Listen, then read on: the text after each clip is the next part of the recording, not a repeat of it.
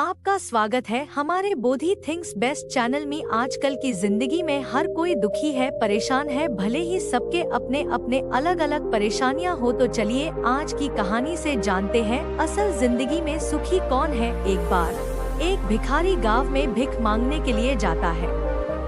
भिखारी भीख मांगते मांगते एक किसान के दरवाजे पर पहुंचता है। वह भिखारी किसान के घर का दरवाजा खटखटाता है, लेकिन अंदर से कोई आवाज नहीं आती। दरवाजा खुला होने के कारण वह अंदर की ओर झांकता है, यह देखने के लिए कि कोई घर पर है या नहीं। वह देखता है कि किसान और उसका पूरा परिवार एक साथ बैठकर बात कर रहे हैं। बच्चे किसान के साथ लिपटे हुए हैं, खेल रहे हैं।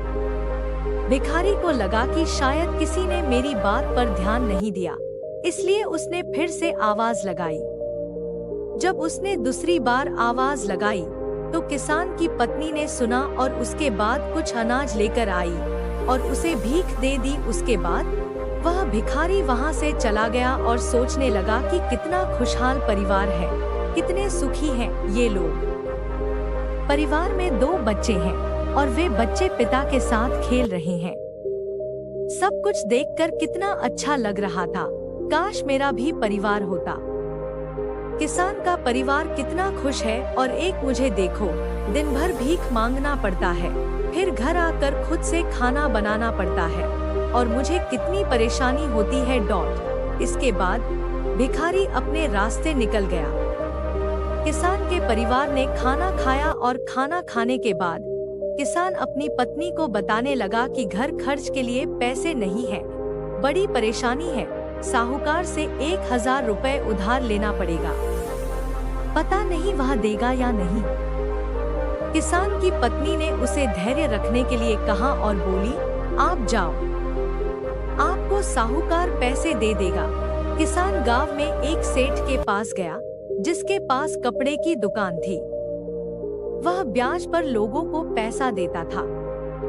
किसान ने सेठ से 1000 रुपए मांगे और जब सेठ किसान को पैसा दे रहा था तो उसने देखा कि वहाँ पैसों का हिसाब लगा हुआ है। किसान जब वहाँ से निकला तो सोच रहा था कि साहूकार कितना खुश है।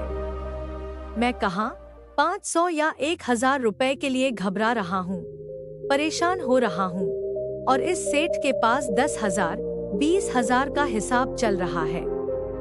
किसान यह सोचते सोचते घर चला गया। सेठ की गांव में छोटी सी कपड़े की दुकान थी।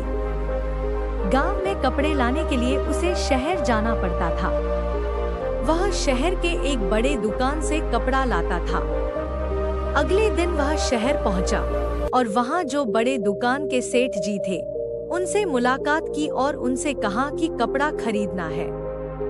बड़े सेठ के पास संदेश आ रहा था, 1 लाख का फायदा हो गया, 2 लाख का फायदा हो गया, कोलकाता में माल पहुंच गया है, मुंबई में हो गया। ये सब उसको वहां देखने को मिला। जब गांव का सेठ वहां से निकला तो सोचने लगा कि हम अपने आप को इस गांव का सबसे बड़ा सेठ मान कर बैठे हैं और 5,000, 10,000 में खेल रहे हैं, यहाँ लाखों का फायदा हो रहा है।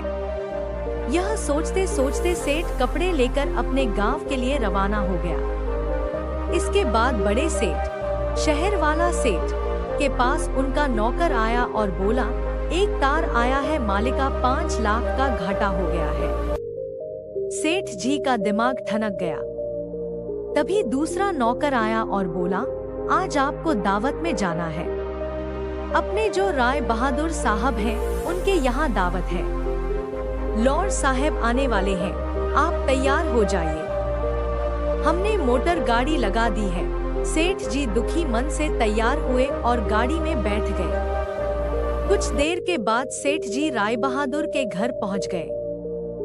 वहां दावत सजी हुई थी, बड़े बड़े सेठ आए हुए थे।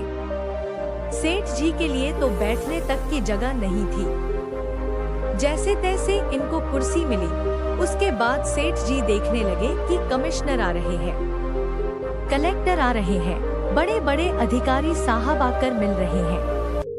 यह सब नजारा देखकर सेठ जी सोचने लगे कि कहाँ मैं अपने आप को सेठ मानकर बैठा हूँ और कितना खुश हो रहा हूँ। सबसे ज्यादा तो सुखी ये है, इनके पास बड़े बड़े अधिकारी आते, चाय पीते हैं, हाथ मिलाते हैं, जलवा तो इनका है। इसके बाद सेठ जी राय बहादुर से मिले और उन्हें गिफ्ट दिया, खाना खाए और अपने घर के लिए रवाना हो गए।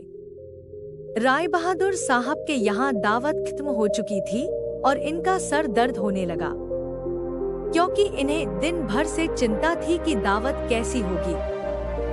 जाकर कमरे में लेट गए, नौकर आकर इनकी सेवा करने लगे। जब सर दर्द बढ़ गया तो डॉक्टर बुलाया गया।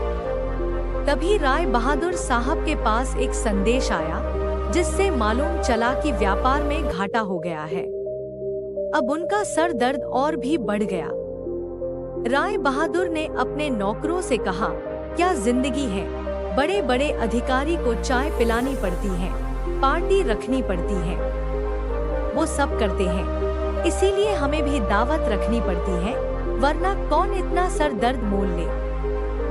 तभी उन्होंने देखा कि खिड़की से एक भिखारी जा रहा था, जो अपने हाथ में डंडा लेकर गाना गा रहा था। राय बहादुर ने नौकरों से कहा, देखो, जिंदगी में खुश तो ये है, सुखी तो ये है, इसको कोई चिंता नहीं है ना घाटे की ना फायदे की। यह वही भिखारी था जो किसान को सुखी मानता था, खुश मानता था। यह कहानी हमें सिखाती है कि हर इंसान खुश तो है, लेकिन वह अपने से धनवान व्यक्ति को देखकर दुखी हो जाता है और उसे लगता है कि सिर्फ धनवान व्यक्ति ही खुश और सुखी है। लेकिन धनवान होने के अर्थ ये नहीं कि वह व्यक्ति सुखी भी है। अगर आप जीवन में खुश और सुखी रहना चाहते हैं तो अपने से धनवान की ओर ना देखें, क्योंकि हो सकता है जो जीवन आप जी रहे हो वैसा जीवन पाने के लिए भी कुछ लोग तरस रहे हैं।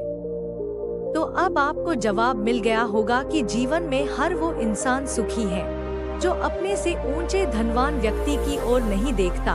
उम्मीद करते हैं आपको हमारी ये कहानी असल जिंदगी में सुखी कौन पसंद आई होगी, तो हमारे चैनल को जरूर सब्सक्राइब करें। नमो बुद्धाय।